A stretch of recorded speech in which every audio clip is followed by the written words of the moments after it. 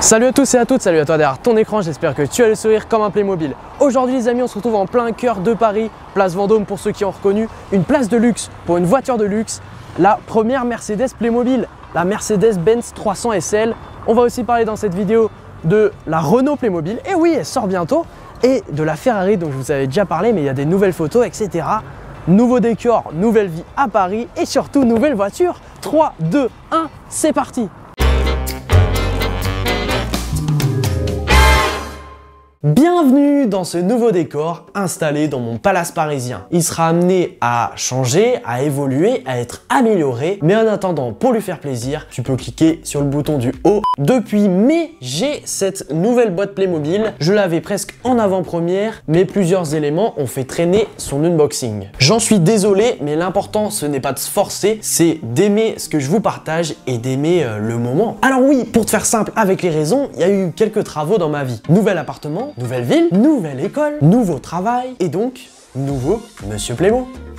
Le fabricant de jouets allemand propose depuis de nombreuses années différents modèles de Porsche et je les ai toutes. Cette année et l'année prochaine, Playmobil met le paquet. L'entreprise multiplie les partenariats avec les constructeurs automobiles. Les coccinelles et combis Volkswagen, la Mini Cooper, cette Mercedes-Benz qu'on découvre ici et bientôt la Mini Cooper de Mr Bean, une Ferrari Playmobil et non une Renault comme j'ai dit en introduction, mais bien une Citroën 2 chevaux. Playmobil vise donc un public plus large et c'est à mon avantage. Je grandis et sûrement que toi aussi. Pourtant, je suis toujours attiré par ces nouvelles boîtes et ces nouveaux produits. Aussi, ils empruntent le marché des voitures de collection. Il y a plein de collectionneurs qui adorent les petites voitures. De toute façon, les voitures de luxe, ça m'a toujours fait rêver. C'est une édition limitée. Seuls 1400 exemplaires ont été produits dans le monde. Pour l'avoir aujourd'hui, c'est minimum 800 000 € et je l'ai donc acheté avec la YouTube Money.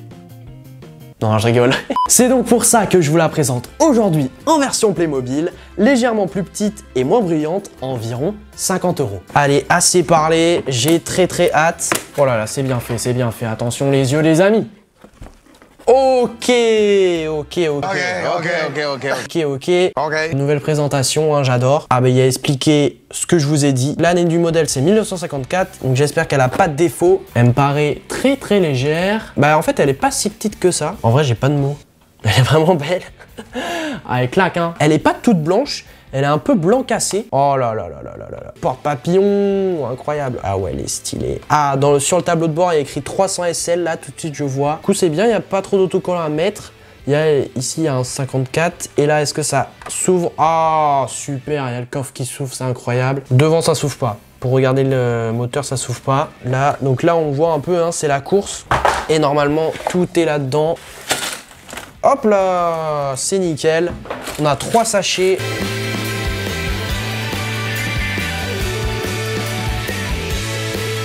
Alors les amis, c'est enfin fini. Bon, ça allait très vite, hein, je dirais environ 15 minutes. Ça bouge, on peut le mettre un peu n'importe où et on pourra peut-être le coller aussi à un garage, pourquoi pas. Je crois que c'est la première fois que tu as une voiture en collaboration qui a ça. Je trouve ça pas mal. Et en parlant de voiture collection, voilà le bolide.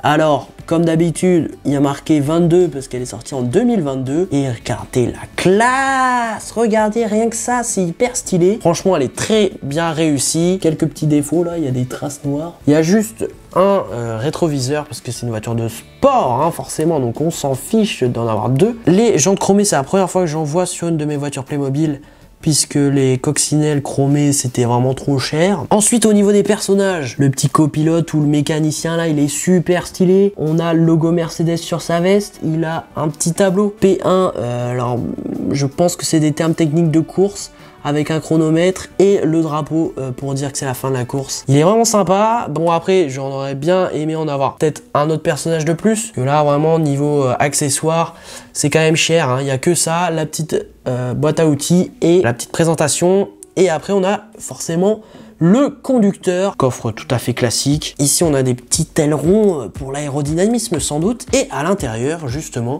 on a aussi cette petite barre grise. Et donc on peut pas enlever entièrement le toit, hein, contrairement aux autres voitures Playmobil, on peut pas enlever, ça s'enlève comme ça. Son casque est marrant, alors c'est pas des vraies lunettes, ça aurait été bien que ce soit des vraies lunettes. Et voilà, regardez, son casque, il a des petits trucs gris, donc c'est bizarre, c'est la première fois que je vois ça. Et donc ça colle bien aux cheveux du Playmobil. Ça peut être une voiture de méchant aussi, hein. La Mercedes-Benz 300 SL et son design luxueux est une icône des années 1950. Elle a été connue grâce à son originalité, ses qualités esthétiques et techniques. Avec ses porte-papillons caractéristiques, cette voiture fait partie de l'élite des voitures sportives et c'est un incontournable dans l'histoire de l'automobile. Après des premiers succès lors des 24 heures du Mans en 1952, cette voiture destinée au grand public, donc légèrement modifiée, a atteint la vitesse maximum de 260 km/h, ce qui en a fait à l'époque la voiture la plus rapide au monde. J'ai avec moi la voiture la plus rapide au monde. C'est mieux si elle avait un moteur.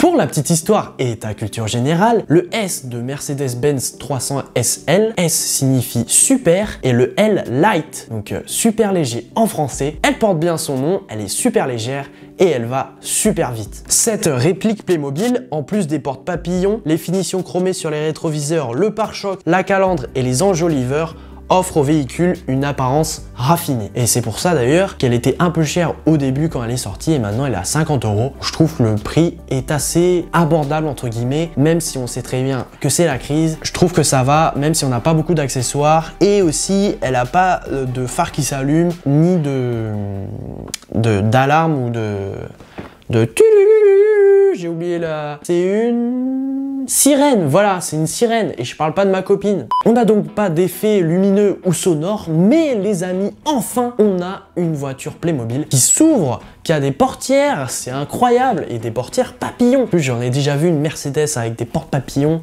ça claque, hein. Quand on voit ça, oh là là. Et je parle pas de ma copine. Mais du coup, j'espère que les prochaines voitures Playmobil, elles auront des portières. Mais malheureusement, je pense pas. Parce que là, c'est vraiment caractéristique de ce modèle de voiture. Et aussi, finalement, elle est assez petite, hein, cette voiture, puisqu'elle a seulement 2 places. Je suis heureux que Playmobil diversifie ses collaborations avec des marques automobiles, mais il faudrait que les prix restent raisonnables et qu'ils collaborent uniquement sur des voitures iconiques et pas faire plein de Porsche avec le même modèle. Ils se sont arrêtés au bon moment. Maintenant, il faut innover et aller voir d'autres voitures ou d'autres modèles. Des photos ont d'ailleurs fuité pour la première voiture Playmobil française, une Citroën 2 chevaux qui semble faire référence aux gendarmes de Saint-Tropez et son cher Louis de Funès. Si vous n'avez pas vu ce film, allez le voir. Après, je pense pas que ce soit une collaboration officielle, mais en tout cas, ça y fait grandement référence et elle sortirait en février 2023. Bien sûr, je serai là pour vous la montrer. Et incroyable, la Ferrari Playmobil, tout le monde l'attend. Et oui les amis, si vous n'êtes pas au courant, je vous en ai déjà parlé en vidéo. Donc si t'es pas au courant, abonne-toi et active la cloche des notifications. C'est la SF90, je vous mets des photos à l'écran. Elle m'a l'air vraiment super belle. Dommage, apparemment il y aurait eu que la voiture dans la boîte. Moi je pensais qu'il y aurait une écurie,